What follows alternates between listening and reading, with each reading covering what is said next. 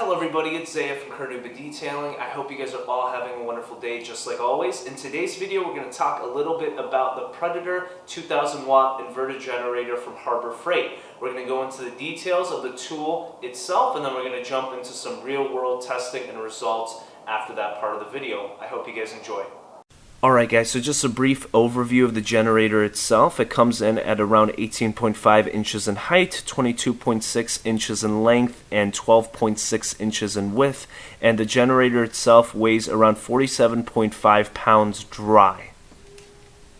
Generally speaking, this generator is a bit smaller and lighter than some of its competitors, most notably the Honda EU2000i, but main reason why is that the Honda does have a larger engine coming in at around 98 cc's, while the Predator's comes in at around 79 cc's, so please do keep that in mind. All your switches, buttons, outlets, and lights on the front of the generator all seem of quality. They're pretty durable and rugged, and I have not had any issues with those thus far. On the rear of the generator, you do see your exhaust outlet. Make sure not to touch it when it's hot.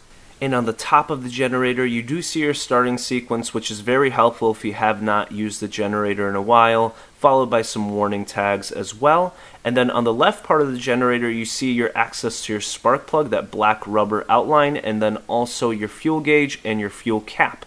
Now the fuel cap is some hard ABS plastic surrounded by this rubber surface. And then inside the fuel cap, you do also get this fuel filter, just to filter out any large debris if there is any while you are fueling the generator itself. Predator was also nice enough to provide us some tools to access things such as our spark plugs and oil levels on the inside of the generator itself. To access the inside of your generator, it's very simple. You just have a couple of Phillips head screwdrivers on the top, 3 to be exact. You remove those, and then you have a couple clips on the bottom that you just use your hands to unclip from the actual body of the generator. After you remove the Phillips head screwdrivers, go ahead and unclip the bottom end of the panel, and then you get to see your insulation, also the rest of the generator itself. You have your air filter, some fuel lines, some more insulation, and also your fill and drain plug for your oil. Make sure to open up the fill and drain plug if you have oil when it's tilted on its side, because you will spill a lot of oil if you leave it standing straight up. Predator does state that you should change your oil very frequently in the beginning, the first 50 hours of use throughout the break-in period, and then it moves up to 100 hours of use, and then every 300 hours of use after your break-in period. As you can see, it's very simple to put the generator back together. Just got to clip it back in at the bottom and then put those Phillips head screwdrivers back onto the top of the generator. Overall, the quality of the generator has been pretty top-notch, especially since it's hundreds of dollars cheaper than a lot of its competition, and it just comes in at a great value, just like a lot of other Harbor Freight tools and products. Alright guys, so I got you outside over here just to give you kind of like a real-world example of how the generator sounds, how it works, and how to operate it when you start it up. Now, I just want to add, when I first purchased this generator, I know some people have problems when starting a generator up when it's brand new. There is a break-in period when it comes to these types of things, so you do want to continuously replace the oil on a regular basis in the first couple of uses because it will kind of burn through oil a bit quicker in the beginning. So there is a break-in period that you guys want to take note of. It is in the manual, and just make sure to go over that. Now, to start up the actual generator itself, first thing you got to do is open up the valve on the gas cap over here, allowing the air to go in. And second, make sure you turn off the ESC right over here. Make sure it's on the off position and not on the on position. After that, go ahead and turn the switch to start. After that point, you're going to want to pull the starter on the right side of the generator, or your left right now, and you see these 3 lights over here after it starts up. There's a low oil, overload, and an output. Okay, I'm going to show you guys exactly what to do after you start pulling on the actual starter. So we'll get straight into it. Okay, just going to turn it around for you real quick. Starter's right over here.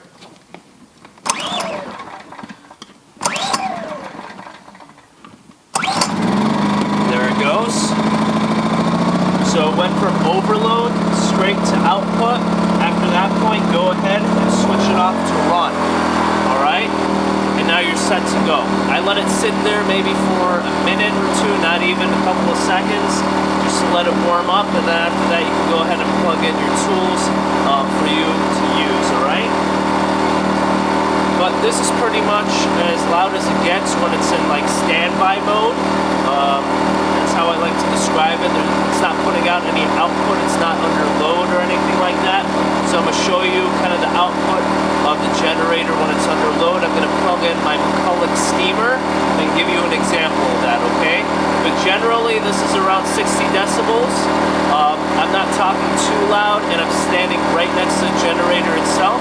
If you are working around the vehicle and having a conversation with somebody, it's perfectly fine. It's not loud at all. But please do remember you are standing right next to the generator itself at this point, okay? I'm going to plug in the steamer right now and show you guys how it sounds.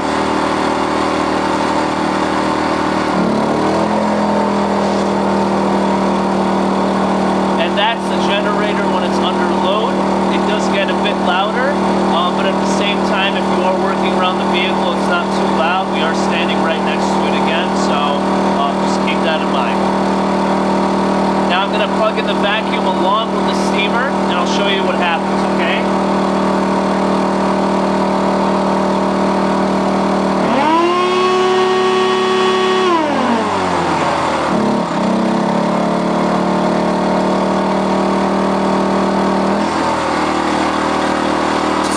Generator, all you got to do is switch it to the off position just like that, let it slow down, cool off, and then go ahead and switch the valve back off, okay? Now, I just pointed out something over here. This is a 2,000 watt generator. That is the starting output or wattage when it starts up, but the running wattage for the generator itself is about 1,600 watts. The McCulloch steamer is about 14 to 1500 watts, and then the vacuum is another 300 watts. So you cannot run both at the same exact time. So what I do is when I'm using my vacuum, I just turn off my steamer because it's already heated up throughout the process and it's already set to go. And when I need more steam, I could just turn my steamer back on. So I switch them on and off. And that's kind of the process that I go through when utilizing a generator such as this. I'm not really looking for anything bigger than this when it comes to my detailing setup. Anything bigger than this is going to become really inconvenient, especially if you go to 3,000, 4,000 wattage. But this is more than enough when it comes to size, and it does work for me pretty well. You just got to remember you got to turn on and off if you are working anything over about 16 to 1700 when it comes to wattage on your tools, all right? I can use 2 polishers. If I'm working with someone, you can use 2 dual action polishers or 2 rotaries, easy, no problem. You can go ahead and charge a couple batteries on this while utilizing your vacuum or your steamer. So you do have some room to play with, but if you are using 2 powerful tools like the steamer and the vacuum both at the same time, it will bog down. When it does bog down, it's going to give you that overload. You do have a few seconds to unplug whatever you got in there until it really bogs down. So after it does really bog down and goes into that overload, you can go ahead and press that reset button, turn off whatever you got going on that's bogging it down, and then you can continue from there. Alright? But that's pretty much the generator itself. Please do remember the rear end after a few seconds does get very warm from the exhaust. So if you are done from a job and you're throwing this back into your vehicle, don't put the exhaust outlet next to any plastics or leather or anything like that. You don't want to burn a hole into your car. Okay? Like I said, the starter process is pretty simple and easy. I've only had one issue when I couldn't start the actual generator itself. I did not know what it was. I did some research on it and I just couldn't find anything on why it wouldn't start up for me. I tried 20, 25 times on the generator. This was only one time out of the hundreds where I've used this generator, but after about 30 tries I did get it to start up. I just did not know why it didn't start up that one time after 20-25 attempts, but I do not have that issue anymore. It runs perfectly fine. I do change the oil very frequently because I do want to keep this generator for a very long time as well, just like all my other tools. If you guys have any questions, make sure to comment below, okay?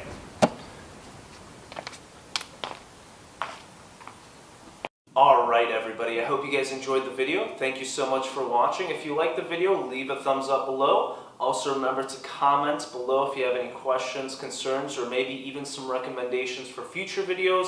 And like always, remember to subscribe. It supports me and it gives me a chance to make you guys more videos on a weekly basis, okay? Thank you again for watching, and I hope you guys all have a wonderful day.